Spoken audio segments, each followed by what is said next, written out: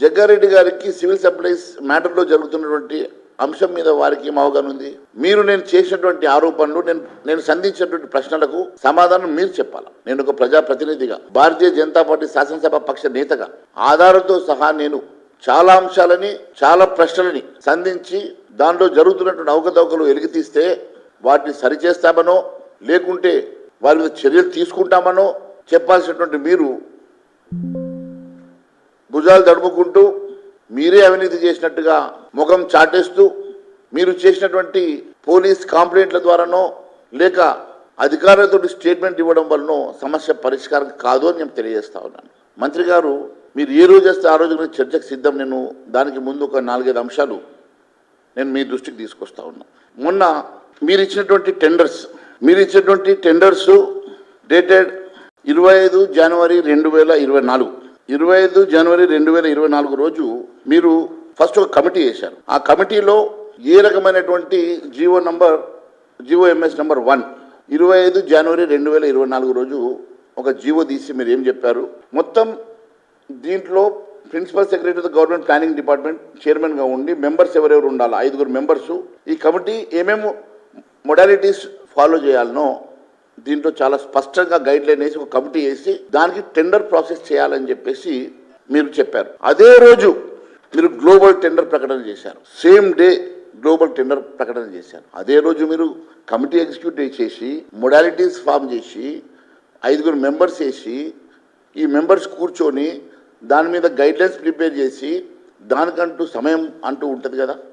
అదే రోజు మీరు ఒక గ్లోబల్ టెండర్ ఫ్లోట్ చేశారు. అదే రోజు టెండర్ డాక్యుమెంట్ ఫర్ ఈ టెండర్ కోసం కావాల్సినటువంటి ప్యాడీ ప్రొక్యూర్మెంట్ కావాల్సిన ఈ టెండర్ని కూడా అదే రోజు ఇంత పెద్ద గైడ్లైన్స్ తయారు చేశారు. ఒకే రోజు ఇన్ని అంశాలు మీరు తీసుకొచ్చినటువంటి మీరు ఏ ఆలోచనతో ఇవన్నీ మీరు చేశారు? ఒకే రోజులో ఇన్ని ఆలోచనలు మరి రాత్రి పగలు పనిచేశారా, దినంలో పనిచేశారా, ఎక్కడ పనిచేశారో చెప్పాల్సిన బాధ్యత గౌరవ మంత్రి గారి మీద ఉన్నది. దీన్ని పక్కన పెడితే మళ్ళీ మీరు దీంట్లో చాలా సమయాన్ని కూడా మీరు స్పష్టంగా టెండర్స్ని ఏ రకంగా టెండర్స్ ఉండాలో ఇది గ్లోబల్ టెండర్స్ అని చెప్పిన తర్వాత ఈ గ్లోబల్ టెండర్స్ కోసం పార్టిసిపేట్ చేయడానికి పంజాబ్ నుంచి హర్యానా నుంచి కూడా కొంతమంది కంపెనీస్ వాళ్ళు వస్తే ఆ రోజు జలసౌదాలో ఏప్రిల్ 18వ తారీఖు రోజు కొంతమంది రైస్ మిల్లర్లను మీరు పిలిచి ఆ రోజు నెగోషియేట్ చేసిన అంశాలను బయటపెట్టమంటారా, ఆ రికార్డును బయటపెట్టమంటారా, ఏ రకమైనటువంటి డాక్యుమెంటేషన్స్ వాళ్ళకు అష్యూరెన్సెస్ ఇచ్చారో అంశాలను బయటపెట్టమంటారా? మీరే చెప్పాలా. నేను ఇంకా గౌరవం కొద్దీ ఇవేమి కాకుండా నేను చాలా గౌరవంగా మాట్లాడుతూ రెక్టిఫై చేయాల్సిందిగా మిమ్మల్ని రిక్వెస్ట్ చేసిన తప్ప నేను ఏ రోజు కూడా తప్పుపట్టాలనో లేకుంటే మిమ్మల్ని కార్నర్ చేయాలన్న ఉద్దేశం నాకు లేదు. నేను చాలా స్పష్టంగా ఇవన్నీ కూడా జరుగుతున్నటువంటి అవకతవకలు అరాచకాలని మీ దృష్టికి తెచ్చి కొంతవరకన్నా కరెక్షన్ చేసుకోవాల్సిందిగా నేను కోరాను. ఆ రోజు మీరు గ్లోబల్ టెండర్స్ అని చెప్పి మళ్ళీ దాంట్లో ఒక కండిషన్ పెట్టి లోకల్ రిజిస్ట్రేషన్ GST ఆఫీస్ హైదరాబాద్లో ఉండాలని చెప్పి మళ్ళీ ఒక కండిషన్ పెట్టారు. సో దట్ మీరు అనుకున్న వాళ్ళకు మాత్రమే ఈ టెండర్లు ఇవ్వాలని. జలసౌదలో జరిగినప్పుడు అక్కడికి వచ్చినటువంటి బగాడియా రైస్ ఎక్స్పోర్టర్స్ కానీ, Guru Nanak rice and general mills కానీ, నోగా అగ్రో లాంటి కంపెనీస్ మిమ్మల్ని రిక్వెస్ట్ చేసి మేము కూడా టెండర్లో పార్టిసిపేట్ చేస్తామని వాళ్ళు అడిగితే మై కమిషనర్ సమజ్ రే క్యా, మై డైరెక్టర్ జనరల్ అని ఒక అధికారి వాళ్ళని భయపెట్టించాడు. భయపెట్టిస్తే వాళ్ళు మా దగ్గరకు వచ్చారు. అయినా నేను దాంట్లో లోతులకు పోదలుచుకోలేదు. మరి ఇవన్నీ కూడా చేసిన తర్వాత వాళ్ళను తప్పించి మీరు అనుకున్నటువంటి వాళ్ళకు టెండర్లు మీరు ఫ్లోట్ చేశారు. ఆ రోజు మరి రేటు డిసైడ్ అయింది కదా 2007 రూపాయలు. మరి 2007 రూపాయల మీద యూ ట్యాక్స్ నువ్వు క్వింటాల్కి 2007 రూపాయలు టెండర్లో పార్టిసిపేట్ చేస్తే మీరు దాని మీద 2223 కాడికి అంటే దాదాపు 216 రూపాయలు ఎక్స్ట్రాగా, 116 కాదు 216 రూపాయలు ఎక్స్ట్రాగా ప్రతి క్వింటాల్కి రైస్ మిల్లర్లను ఇవ్వాలని చెప్పేసి మీరు డిమాండ్ చేసిన మాట వాస్తవం కాదా? మరి అన్ని వసూలు చేయడానికి పెద్ద మనుషుల్ని వాళ్ళ పేరు చెప్పమంటే కూడా చెప్తా. రైస్ మిల్ అసోసియేషన్ ప్రెసిడెంట్లో, సెక్రటరీలో పాపం భయపడో మీకు ఆడ కూర్చుంటారు. బికాజ్ వాళ్ళు కూడా స్టాకులు పెట్టుకొని అమ్ముకొని ఉంటారు కాబట్టి వాళ్ళు మీకు భయపడతారు, కమిషనర్కి భయపడతారు. స్టాకులు కొన్ని 100 కోట్ల రూపాయల స్టాకులు వాళ్ళ దగ్గర ఉన్నాయి. ఎట్లొచ్చినాయి? వాళ్ళ మిల్లింగ్ కెపాసిటీ ఎంత? మిల్లింగ్ కెపాసిటీ మించినటువంటి స్టాకును వాళ్ళ దగ్గర పెడితే రైస్ మిల్లర్ ఎట్లా భరిస్తారు? వాళ్ళకి స్టాక్ యార్డ్స్ ఎక్కడ ఉంటాయి? మురిగిపోతే ఎవరు బాధ్యులు? థెఫ్ట్ అయితే ఎవరు బాధ్యులు?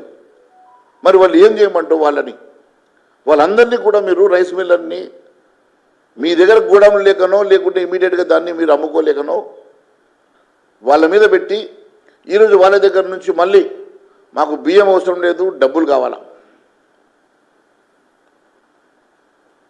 మరి రైస్ మిల్లర్లు కూడా మేము పార్టిసిపేట్ చేస్తామంటే రైస్ మిల్లర్లు పార్టిసిపేట్ చేసే అవకాశం లేకుండా మీరు టెండర్లలో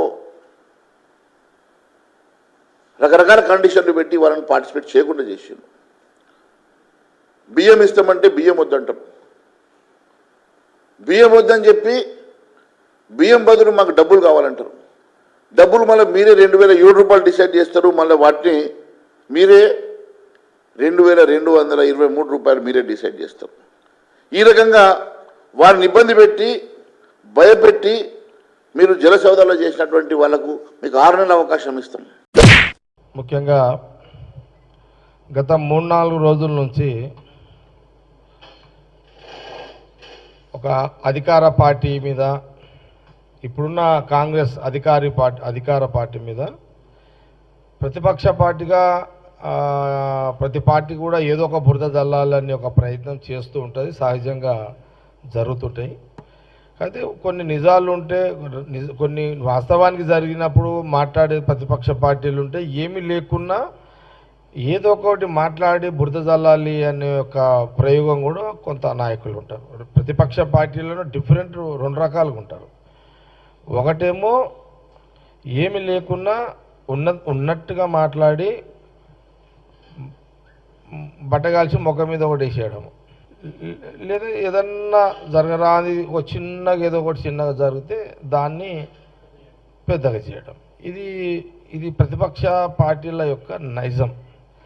అయితే నైజం అంటే ఒకప్పుడు మేము కూడా ప్రతిపక్ష పార్టీలు ఉన్నోళ్ళమే.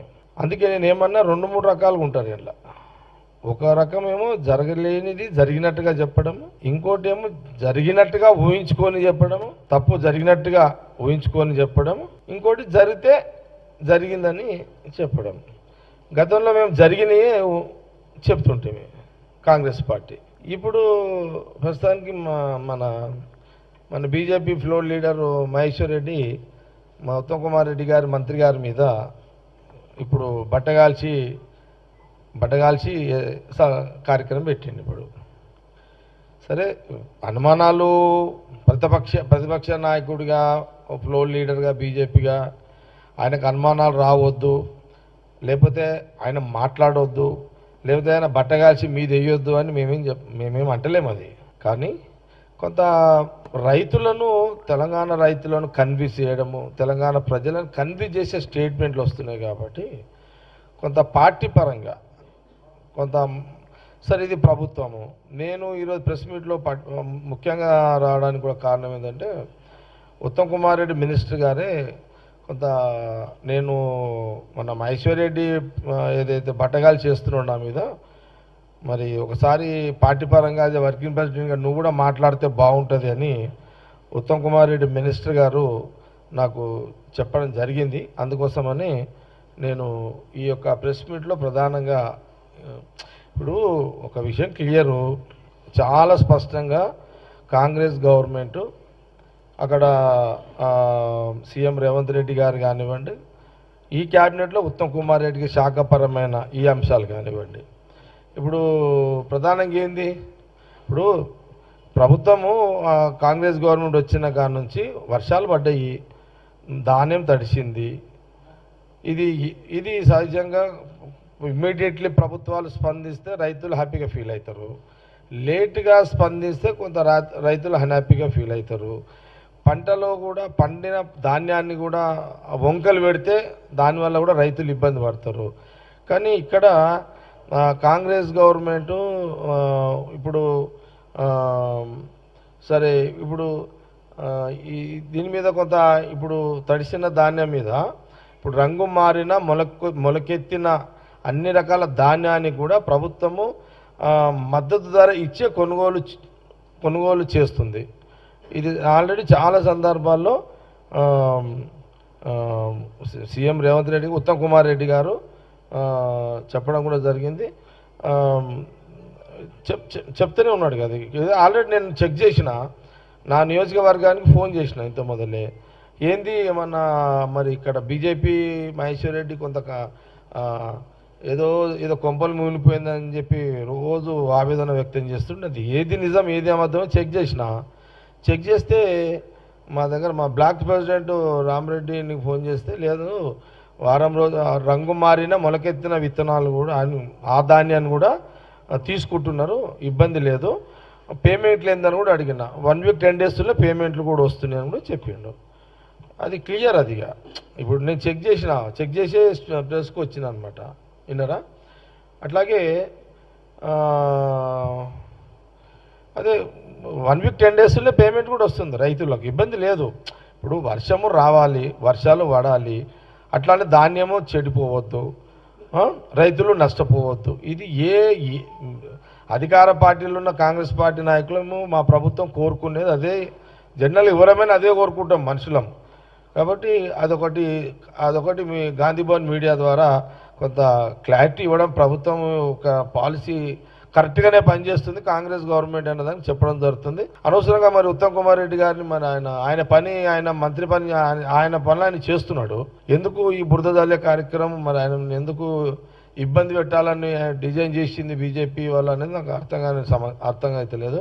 అదే అట్లాగే ఇప్పుడు రాష్ట్రంలో 3,000 మంది పైగా ఉన్న రైస్ మిల్లర్ల నుంచి గతంలో పెండింగ్ ఉన్న కస్టమ్ మిల్లింగ్ బియ్యం మేమే వసూలు, అది కూడా క్లియరే కదా, అది కూడా అంతే కదా. అది క్లియరే ఉంది. ఇప్పుడు అట్లాగే ప్రభుత్వానికి 1,000 కోట్ల లబ్ధి కూడా జరిగింది. ప్రభుత్వం ఎక్కడ కూడా అటు రైతులు ఇబ్బంది పడద్దు, రైస్ మిల్లర్లు ఇబ్బంది పడద్దు, ప్రభుత్వానికి బెనిఫిట్ రావాలి. ఈ బెనిఫిట్ ఎవరికి పోతుంది? మళ్ళీ ప్రజలకే పోతుంది, మళ్ళీ రైతులకే పోతుంది.